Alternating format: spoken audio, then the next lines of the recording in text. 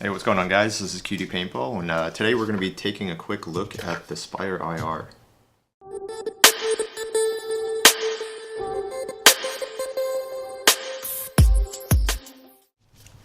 Alright, so the Spire IR. It's Virtue's most recent hopper that they've produced. The previous one was the Spire 3. So what they did with the IR is they took the old Spire 200s and they redesigned the back shell. Now it's more durable nylon plastic rather than the more fragile clear plastic that they had prior. And with the IR, it's the infrared sensor. So it uses eye technology rather than G-force sensor or sound activation to activate the paddles and the feeding. So was this a necessary change? In my opinion, yes, it is. I prefer this system over the 3. It's actually probably the main reason why I bought this instead of the 3. Though on a side note, I believe the 3 is a nicer looking hopper and is probably a better product, or more premium product, I should say, compared to the IR. But the IR build quality is very solid. All the times I've used it, the feeding has been very reliable. No issues there. So how does it compare to the other hoppers in the category?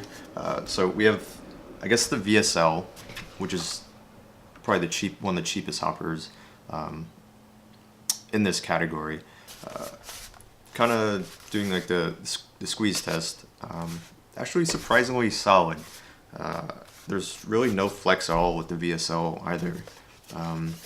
They both feel surprisingly solid, I would have to say.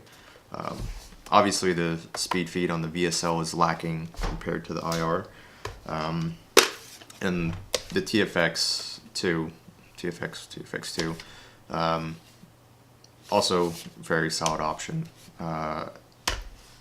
Really, I think all 3 of these options are fairly good. Personally, in my opinion, one of the other competitors, though, LV1, I'm not too fond of. Feels cheap in comparison to these 3. Also, I just don't like the LTR or the rotors, and I think I've kind of covered that in other videos as well. All right, so the hopper itself is $100 to $110.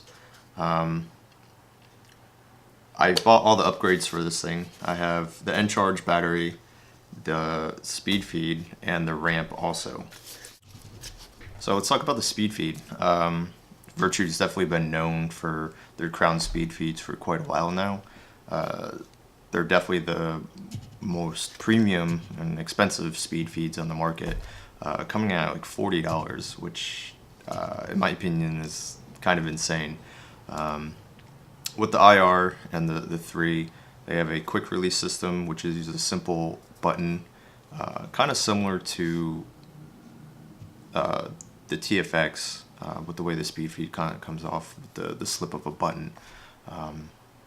So going back to the fingers on the speed feed, they're plastic and compared to the rubber ones that you'll find on all the competitions.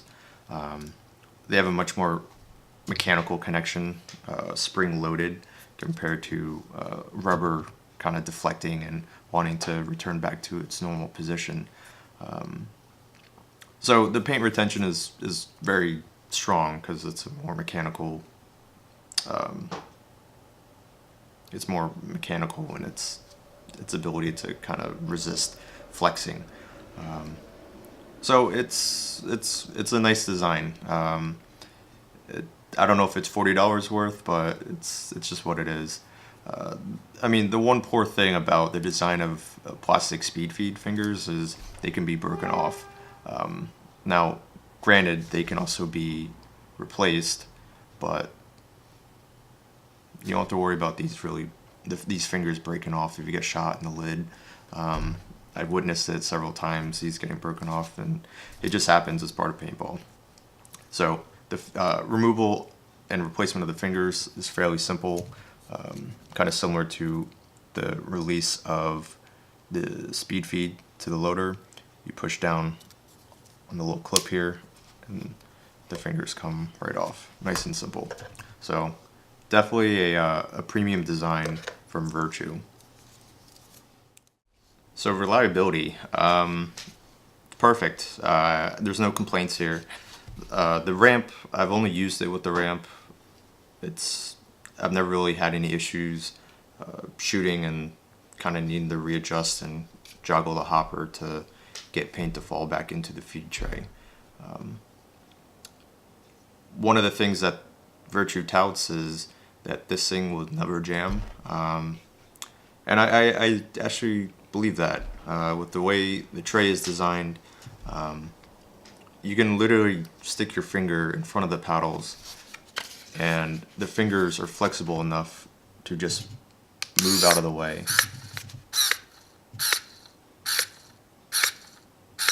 As you can see, it's dirty. As you can see, the feeding system, this feeding drive, still continues to rotate. They're just super flexible pieces of rubber that allow to flex and allow paint to pass if there were a jam, which I don't think can actually happen. So it's a great design, very confidence inspiring. Will it feed more reliably than its competition? I don't know. The other loaders use different logic, really. It's like, not logic per se. The TFX uses software to kind of avoid jamming. This is a more mechanical version or solution.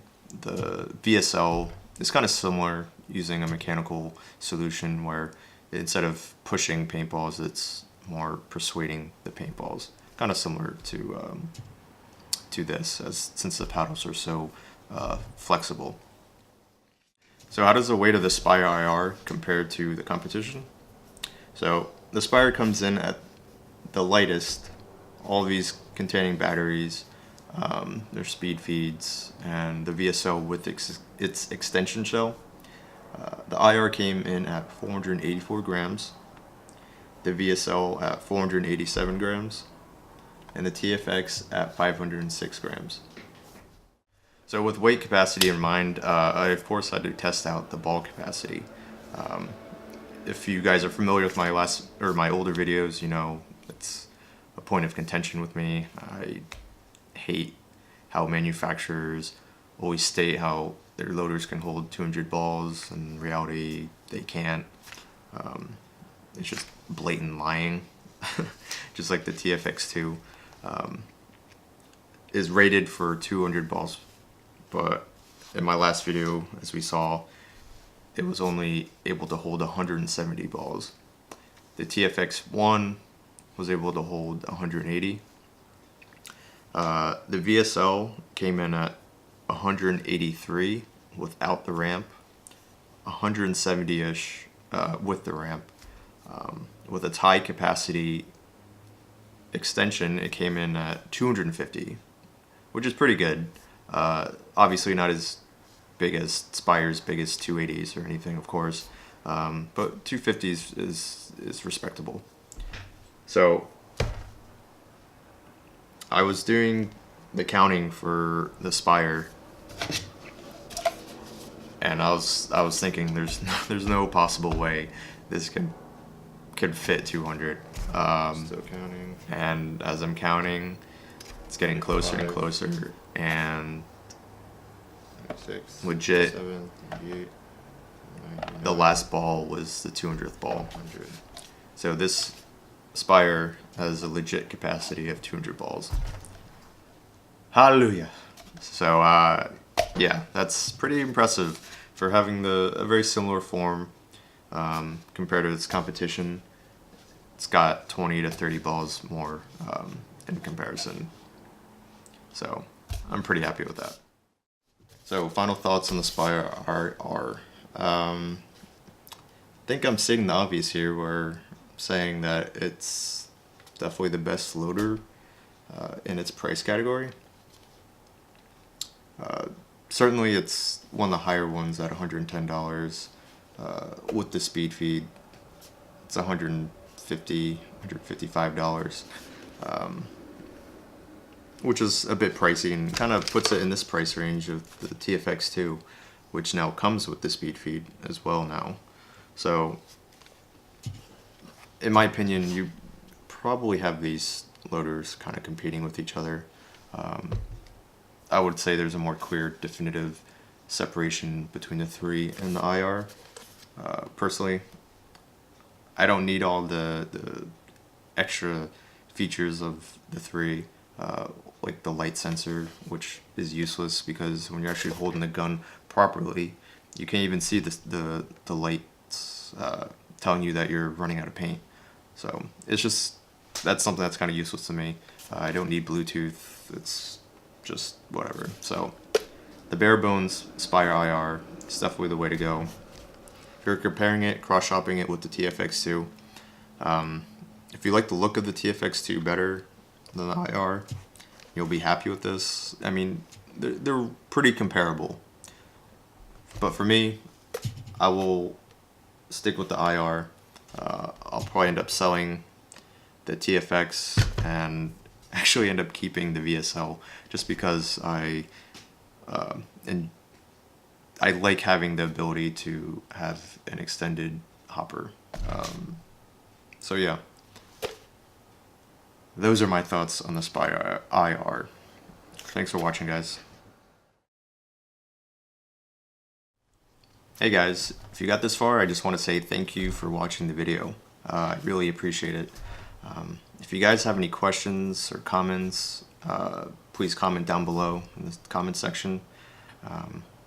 I look at that section as a extension of the video, so please feel free to extend the conversation. If there are any updates I don't feel are important enough to make a new video on, you can look down in the video description and you'll find a possible update, or if you take a brief reading in the comment section, you may find a more updated opinion on whatever the video may be on, or maybe you'll find your own question is answered down below. So again, thank you. Take care, guys. I'll see you guys in the next video.